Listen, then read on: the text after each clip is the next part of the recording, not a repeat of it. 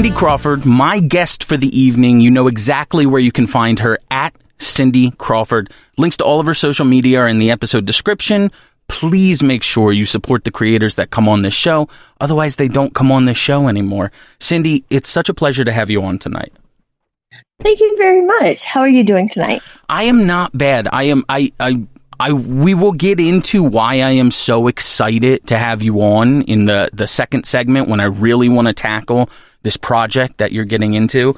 But you are one of my all-time performers. I'm 38 years old, so, you know, some of the first porn DVDs I ever bought at 18 were... You're a baby. You're such a baby. I know. But at the same time, I grew up, with a whole cast and crew that you were involved in. And I want to bring up some more of them later on, too, because I have a couple little games to play that hopefully we can get some traction moving on something. So let me start with my first question here, Cindy. This is kind of a weird one, but with all that you do, what do you consider your job title to be? Number one, I am the creator of pleasure. Okay. That's what I was born to do. I believe that's my purpose in life. Okay. All right. So talk me through it, and maybe this will give us reason, why you found out or how you found out you were a giver or creator of pleasure. Can you talk me through how you initially decided to get into the adult entertainment industry? What were your steps? Did you have friends that pulled you in? Did you need money so you decided to do it? Were you just always sexy so you were like, fuck it, let's get paid? No, actually, I was working 3 jobs. I was top 5% of the state of Nevada. I was in the National Honor Society. I was flown to Washington, D.C. I met President Clinton. They take me to the basement. I was the only one that knows that there's a fucking 17-story building underneath the fucking White House. Oh, I was all on top of it. And then I went into college for forensic science. And then my mom was like, I felt her dying. So and then in the middle of like forensic science where we were like dissecting bodies and my mom had just died, I'm like, I'm out. I'm like, fuck this nonsense. Yeah, that's rough. That's rough timing, huh? That is rough, especially since I was only 6 credits away from graduating. and so I'm like, what else could I do? What else could I do? Well, I wasn't never allowed to cut my hair as a child, so it was like Lady Godiva long. Sure. And so when she died, I fucking chopped it off. It was like, well, now it's like long again. But sure. Yeah, that's the story. And so after she died, I was like, I just want to go to the beach. I took a Bible. I packed a Bible and a map. And I was racing a Corvette on the freeway. And a Nissan Silvia tried to get in the mix, Ooh. And because my windows were so tinted, they couldn't tell if I was a man or a woman. I smoked that fucking Corvette, but the Silvia fucking smoked me. And so, like, when we finally got into traffic, I rolled down my window about this much. I'm like, oh, it's a dude. It's a hot dude. And he rolled down his windows. Oh, it's a chick. It's a hot chick. I'm like, pull the fuck over. Just pull over. So we pulled over at State Line and I got out and we hugged and I ended up saying, if you get me into the porn industry, I'll fuck your brains out. So the next day he took me to Sin City. He happened to be the editor for Sin City. And been married to him for 25 years now. Wow. Okay. That did not that didn't go the way I thought it was going to go. That was great, though. Wait, so did he indicate to you that this sounds like, no offense if the movie stinks, like apparently. No. This sounds like the movie Striptease almost a little bit, where you're like, oh, girl trying to find my way. And they're like, no, not Striptease. What is it? No, I no, no, wasn't no. hitchhiking. No, I get it. I get it. Is that the one? Not striptease. What's the other one? Oh, I don't know, with the girl from Saved by the Bell? Yeah, that is striptease. Jessie from Saved by the Bell. No, Yeah, no, but it's not. she was No, it's not. hitchhiking. Striptease is Demi Moore. That's Showgirls, is what I'm talking about. Showgirls. You're right. You're right. Yeah. You're right. But that's such a great... Now, did you indicate to him at all that you were interested in porn, or that he was involved in porn? Or did you just throw it out there like, if you can get me into porn? And then he's thinking, I gotta fuck this girl. How do I get her into porn? Well, so I don't want to be like tragic or anything, but after my mom died, I went into stripping. So I was a stripper for a little while. And so I kind of had this girl, where we were the zebra twins, and we were the only ones allowed in the state of Nevada to wear cowboy hats. Wow. It was I don't know. They're the zebra twins. That's it. And she was like, we have this 5-bedroom house that I can't pay for because her husband, his best friend, had died in some tragic tractor accident.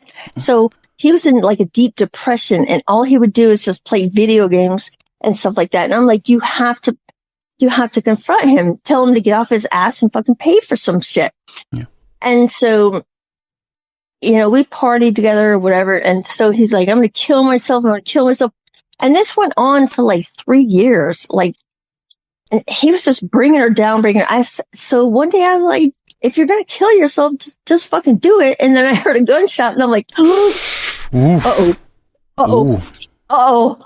Hey, yeah. And so meanwhile, me and her were fucking male strippers on the side from upstairs from Olympic Garden. And so we rushed over there and it's like, great.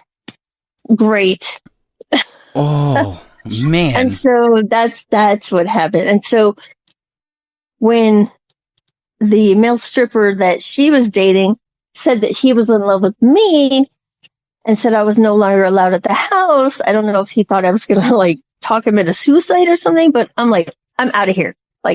I got on the road, I packed a Bible and a fucking map, and I'm like, I'm going to California. And that's what happened. Wow. You seemed like such a natural right off the bat if you watch some of your early scenes. And I want to know, though, what was the first speed bump you hit where someone made an offer to you, or it was a specific type of scene or a niche scene, and you were kind of shaky on it, but then maybe how did you push through and fucking really like this is a career, it's not fun, I know this is gonna be hard work, so I'm gonna do the hard work? Okay, let me tell you something. Every single step for the first probably 6-7 years was a fucking a speed bump. When I first got in, I was too thin. They said, oh, you look like a crackhead. Looks like you're on speed. Looks like all this bullshit. So I was signed with Simon Wolf. And then my friends and my family and everyone was like, $2,000 a month you can't do that. So I did a few films with him and had to cancel that. And then I was offered Playboy TV. Okay. And the thing about that is on Playboy TV is they have to have the rights to show the videos when I'm offering it up. But nobody would give the rights.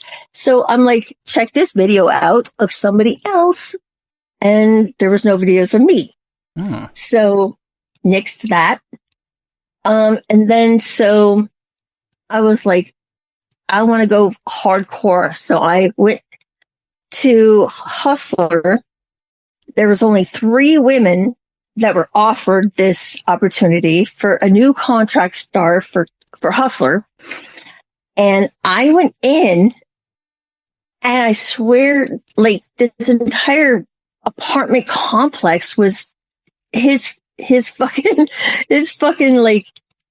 this is your office? This is crazy.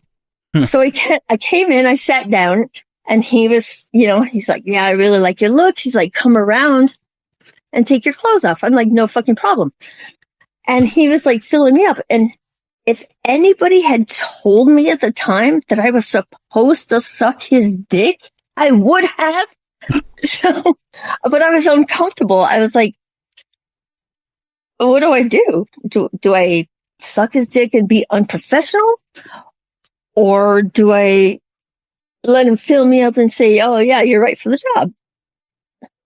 I did not get on my knees at the wheelchair at that time, and nobody got the contract that day. Nobody got that contract. Can I ask you, do you remember the other two girls or no? I do not. Okay. I do not. Okay. It was just a sign-in sheet. Gotcha. Okay. So you had like almost that, and I don't know, maybe you've had it many times, maybe you don't want to talk. It's almost like they talk about that casting couch kind of experience in real life a little bit, right? Yeah. But I was so new. I didn't know. Like if my agent had been like, okay, go in, you got this. Drop to your knees, suck his fucking wiener, do whatever you gotta do, massage his fucking feet, I would have done that. But nobody fucking told me that. So I walked in thinking, I don't want to be just another slut coming in, taking her clothes off and sucking his dick, so. Sure. Okay. And all right. had they told me that, they should have told me that. I would have done that. No problem. Let me ask you a couple more questions, then we're going to dive into that company that we're talking about and what exactly we're doing. But you notably use your real name on stage, I believe. Is that correct? Absolutely. Okay. Funny story behind that also is the supermodel Cindy Crawford. That's not her real name. Her real name is Cynthia Ann Crawford. And when I was first starting out, they made a real doll of me.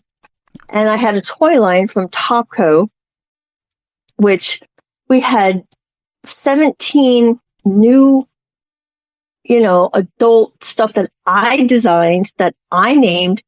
And I was the first porn star ever to be sent to China to promote this. Now, when I showed up in China, there was a 2-story billboard of me. And when I showed up to the show, there was five Asian women with a dozen roses each just to thank me for coming. And I was like, this is fucking amazing. So I get on the podium.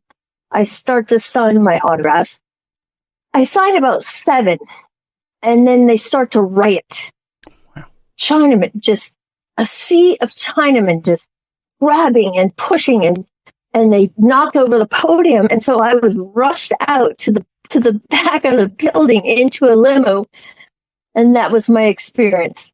I got to sign 7 fucking autographs. That's crazy, though. And then Cindy Crawford, the model, stymied the toy line, and they didn't have enough money to fight it. And so from then till now, I think she owes me some fucking money. Yeah, I would think so too. That's your birth name. She's just co-oping it sounds like. Just didn't have enough money to fight it, but we do now. There you go. Bring it on. Let me ask you though, do you think as everything went more digital, do you think that actually hurt you more than it helped you? Or did it help? Because once Google starts putting in like safe search and this and that, this Cindy Crawford, the Cindy Crawford I grew up loving, is not going to be populated at the top of that now, right?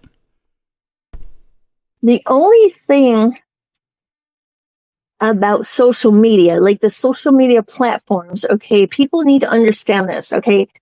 So when you go to, let's say I'm an 18-year-old male, okay, and I'm looking at porn for the very first time. Top 10% of Pornhub is hired by, let's say, Skankbank, Brazzers, and the only reason why they hire those women is because of their social media following. They have to have a high social media following so that they can sell the movies for them. So top 10% of Brazzers, Pornhub is top 10% of like social media following. Now, you can buy social media following. You can pay IA people. And most of the time, it's not even the real chick that's like, responding to you. But if she has a high social media following, the producers want to hire them because they're fucking lazy and they want the chicks to sell the movies for them. Gotcha. Now, they're cutting out everybody else, including me. Brazzers won't hire me as a performer. I get the B roles like grandma or MILF, oh, don't fuck my daughter type bullshit, Mm-hmm. It's like, that's fucking nonsense. And so, Sam, an 18-year-old male just coming into porn, I'm being brainwashed into thinking that these women are the top and that's what I should love because, that they're trending and that's what everybody else loves. But 9 times out of 10, when you get on set with these women, they're all about the money. They're all about the rules. Like, don't kiss me in the face. Don't slap me in the butt. Don't touch my hair. It's like, what are you, an internet prostitute? Like, get the fuck out of here. I don't want to know about your Mercedes payment.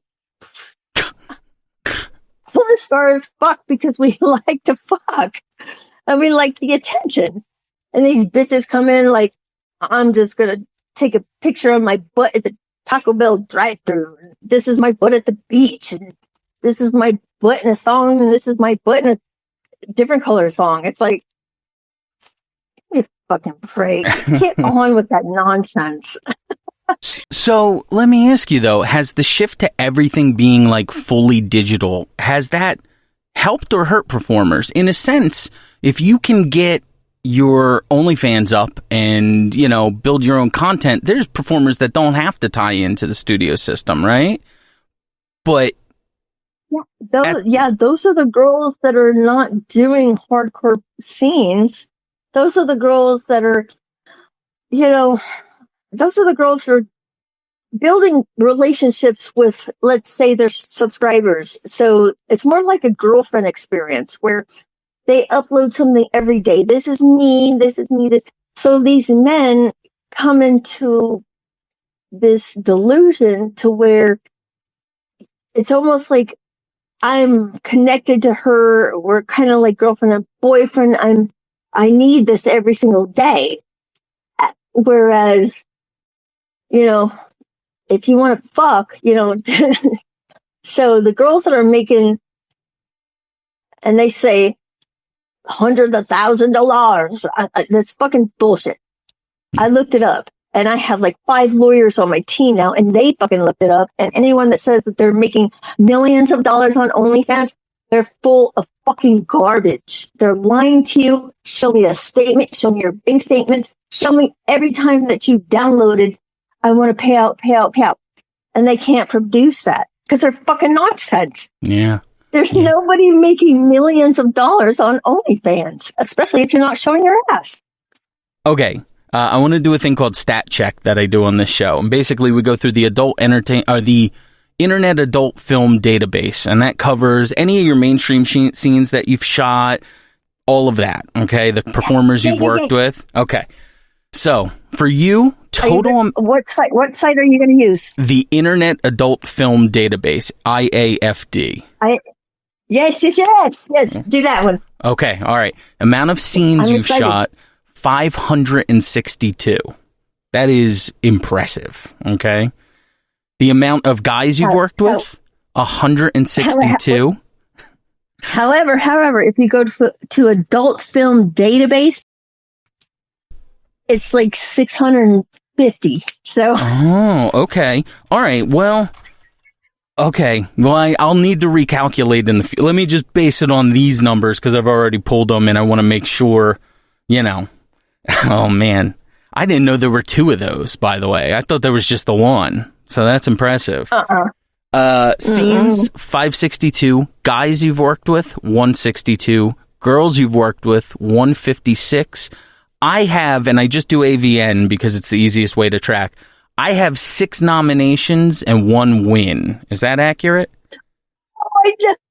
Are you talking about yourself? You have 6 nominations and 1 win? No, I was talking about you. I thought that was accurate. Is that inaccurate? Inaccurate. Okay, what's inaccurate about that, Dina?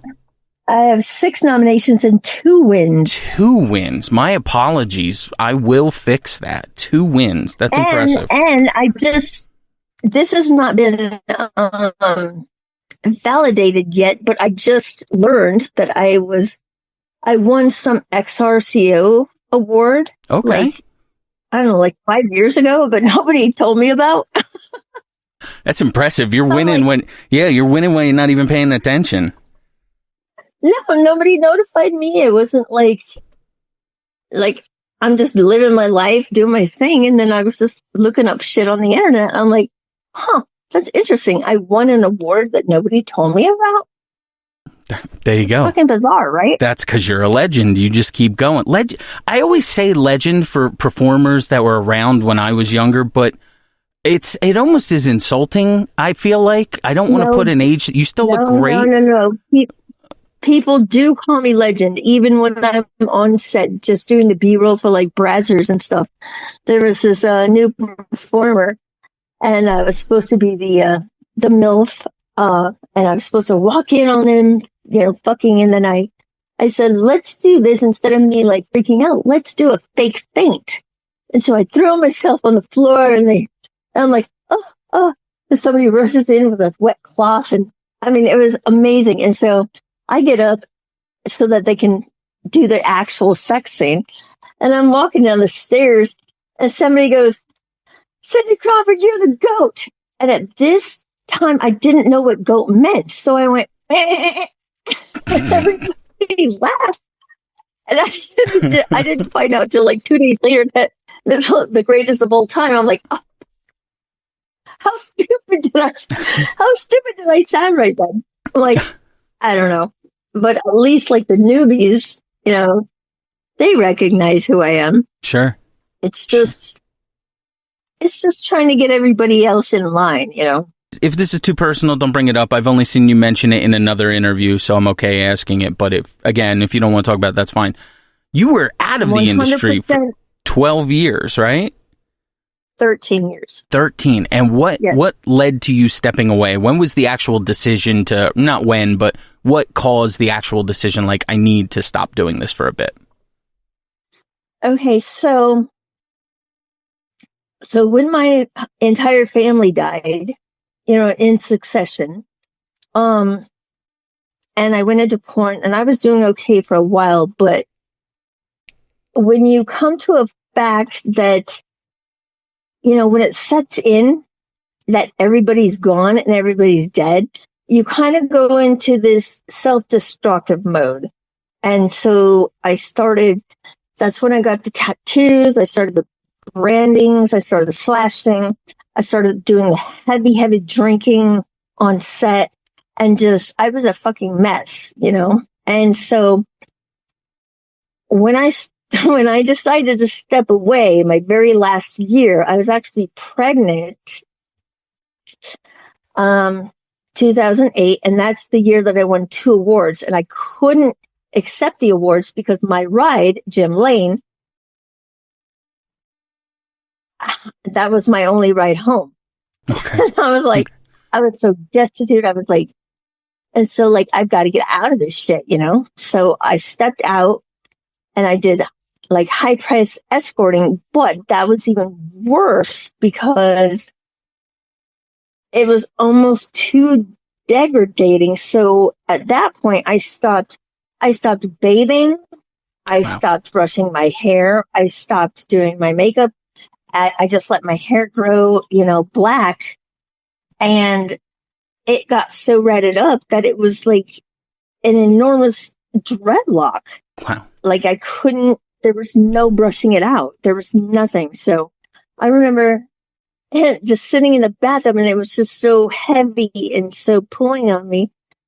And my husband just came up with a like cutters. He's like, and like all of my fucking, like, half of my head just fell off. And I'm like, okay, we have to do something about this. This is not working.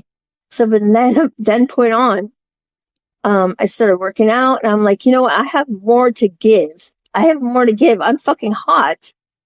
And so it took me 3 years propositioning every fucking company with updated pictures, updated whatever, for Jim Lane to finally give me a fucking shot. And my first scene back was a 7 black eye gangbang. So I went with 101. Fucking nonsense. Don't even get me started with that. I have a lawsuit against 101 because Fran, defamation of character needs to be stopped.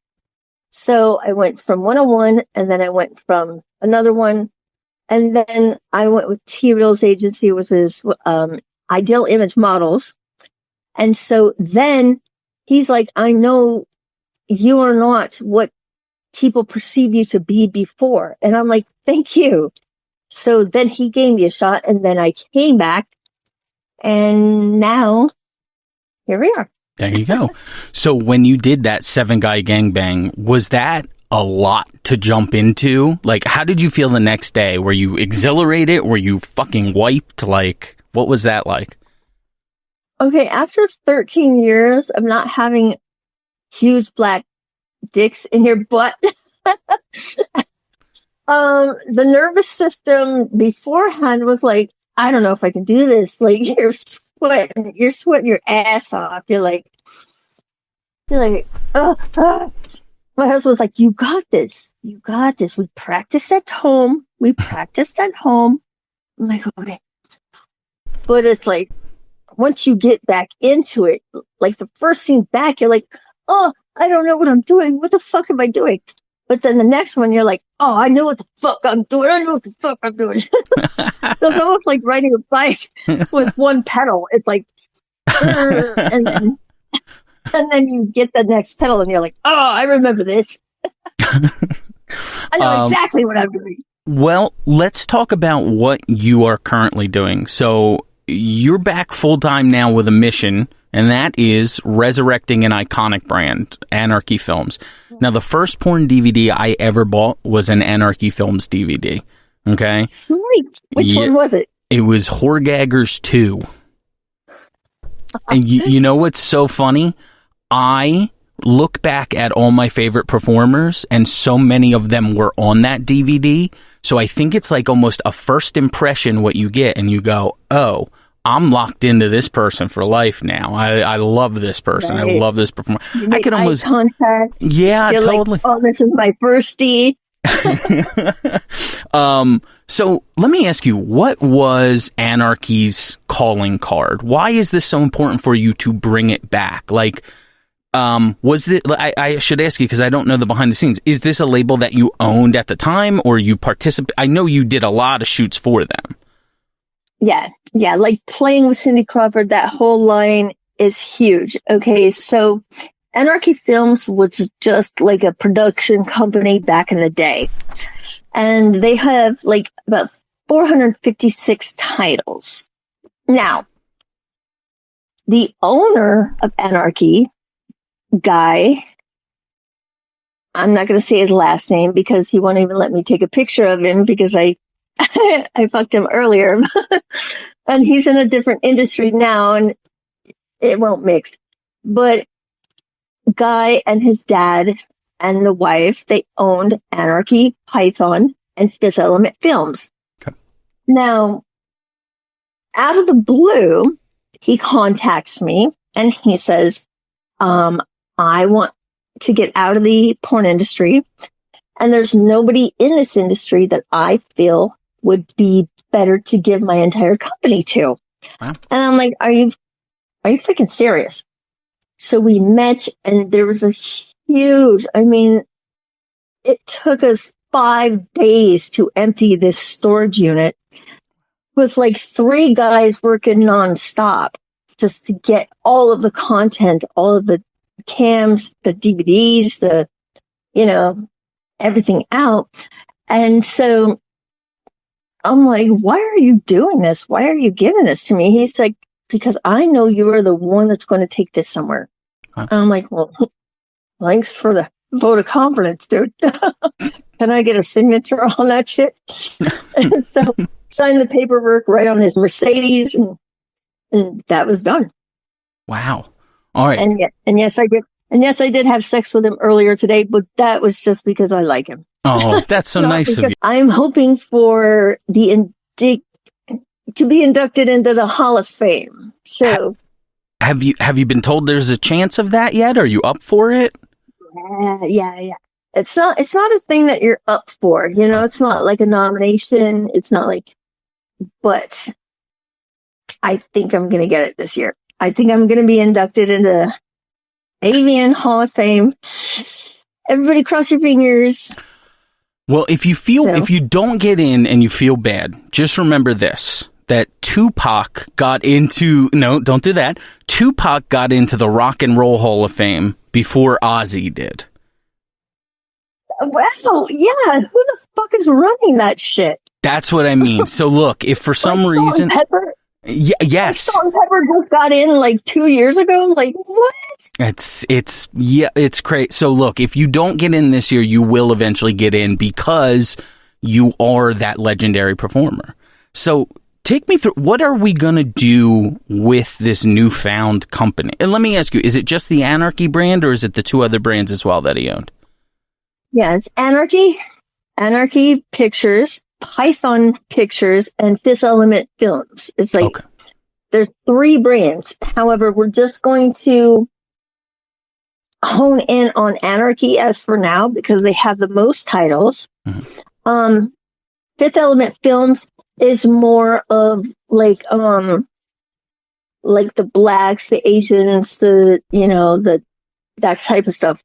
Python Pictures didn't do a lot of titles, but I was thinking about changing the name to Python Pictures, like Pistures, okay, and making it full gay, like kink stuff, like gay kink, like pissing and all that kind of stuff. Sure. And I brought it up.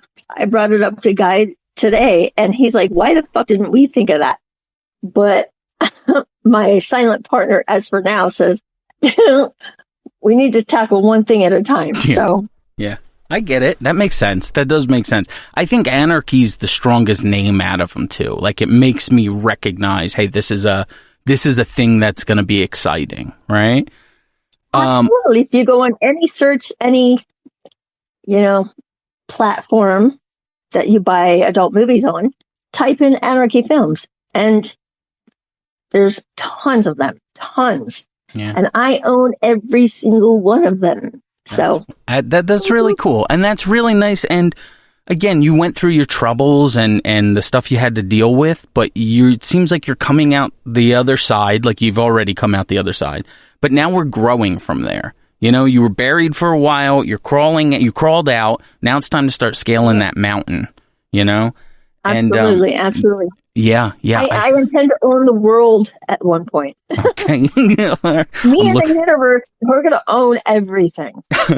Well, here's the thing. If some guy calls you into his office to try and give you the world, what you got to do, what did we learn we have to do now? If someone is in an office and they're trying to give you something?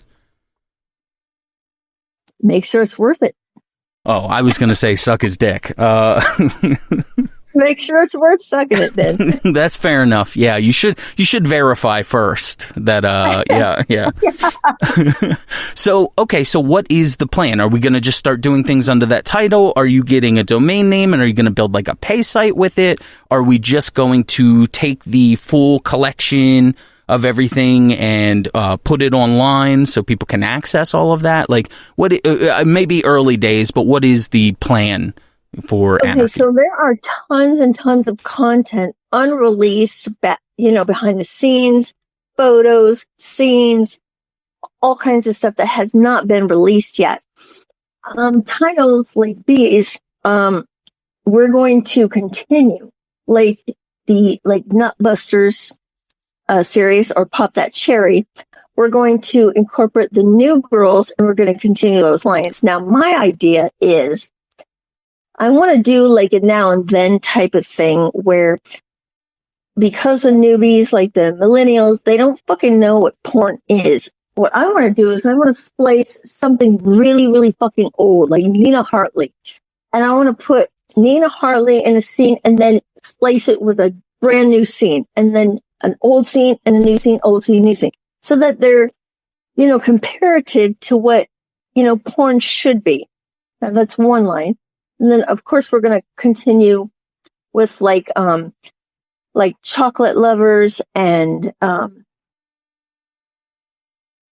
let's see. Young hip humpsters.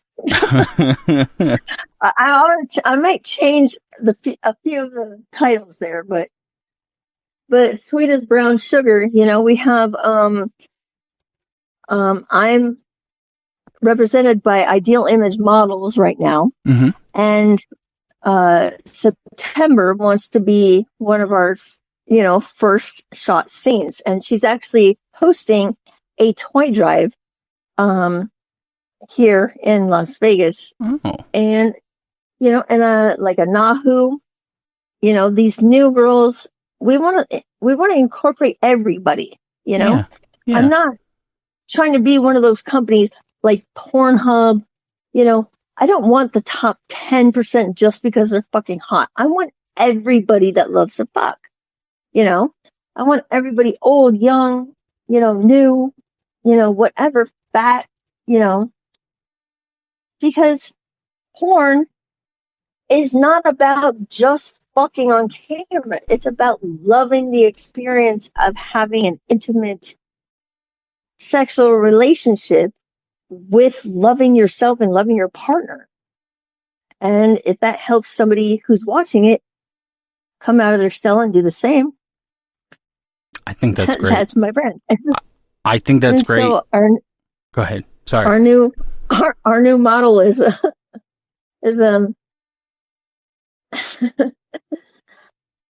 we fuck everyone, including the system. Oh, that's great for Anarchy. I think that's great. I really do. I think that's a great tagline. That's so funny.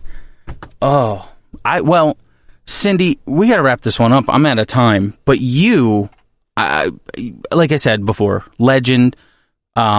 I think you're going to do great with this. I really do. I think you have the drive for it. I think you had to have the drive for it when you got into this industry. You succeeded. You went all the way to the top. You gotten awards that you don't even know you got, apparently.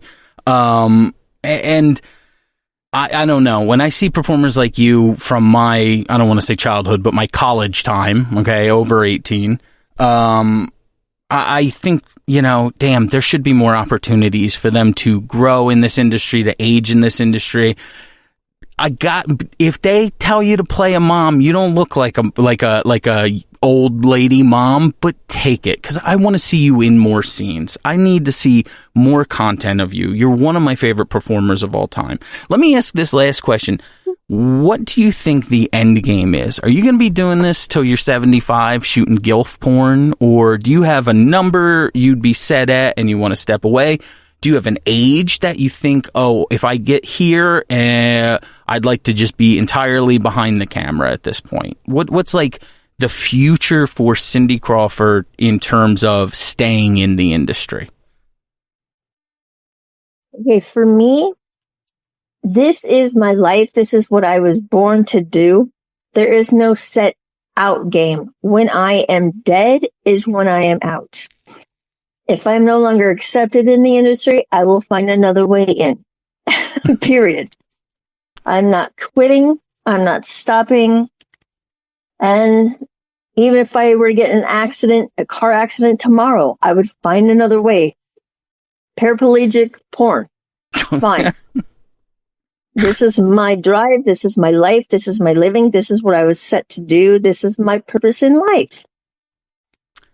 And I think as shallow as it seems. No, not at all. Not at all. I respect it. You know what you want to do, and you're reaching out to do it.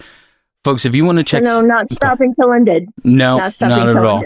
Do we have any kind of... What should we do to watch for these updates on Anarchy? Are you going to be posting them on Twitter? Are you going to post them on your OnlyFans? Like, the fans want to know. You got to give them a little something on like when this stuff's kicking off. Are you going to tease them a little? If anyone knows how to tease, it would be Cindy Crawford. Yes, of course. So avn.com is the best for the news as to when we shoot our first scene. That's going to be headline news. Other than that, like the stuff that we're shooting now, which is the first week of January, right before AVN, we're kind of keeping it hush hush because we want it to be like a blast. We don't want to be like, okay, something's coming up and maybe starring these people. It's going to be a complete blast. So right before AVN is, the AVN show, I should say, is 21 through the 24th. So right then we're going to shoot the very first movie, I should say. 5 scenes. Okay. All mixed up. Meaning blacks, whites, Asians. I've even got a gay guy that's going to do a woman and a man at the same time. So okay. Yeah. All right. Well, folks, I will also retweet anything I come across about this. I'll put it out there because, again, I wasn't bullshitting. Like, I know my first title, like I said, by name. I know all of the performers that were on it. And it was an Anarchy film, so I'm excited. And then on top of that, I'm excited for a performer that I respect like you to be taking on the reins of that. And I think it's a great challenge. And you know what? It won't, I'll knock on wood, but if it doesn't work out, I know Cindy Crawford is just going to pivot to find something new. You can't keep her out of this, folks. You can't keep her out of this. Remember, if you want to check her out, it's at Cindy Crawford, exactly where you think it is, okay? Links to that are going to be in the episode description. I'll include all the links for everything she's doing. And that initial article about you relaunching Anarchy Films. Yeah, how did you like that article? I thought it was great. I thought it was really, really good. I was so excited. It was honestly like I went back in a fucking time machine, if I'm being honest with you. It was like Cindy Crawford, Anarchy. I'm used to getting flooded with the 10 biggest social media girls, right? And so I see that and I go, oh my God, this is like 2007, 2009 all over again. I love this shit. So I'm very excited to see where you go from here. And again, even if you decide, no, this isn't the path, but we're going to do this, I think you're going to do just fine. I think you're going to do just fine. And it's very hard to get on the front page of AVN, by the way. Again, you're a big deal. Shout out to Beth. Thank you very much, Dan Miller. Ladies and gentlemen, we want that whole thing this year. Come on.